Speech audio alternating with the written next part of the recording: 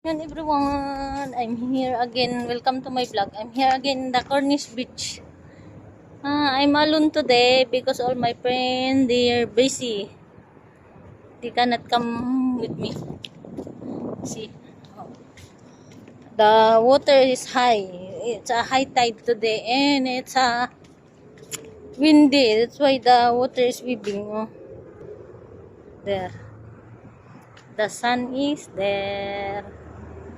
I'm waiting for the sun to goes down. I'm coming here while I don't have training and I don't have work yet.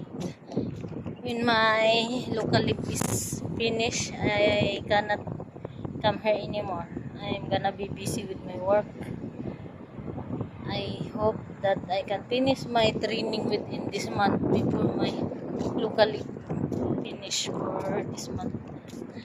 See, side is the Mina Port, Abu Dhabi. In the other side is the Marina Mall. You know, the round tower, Marina Mall.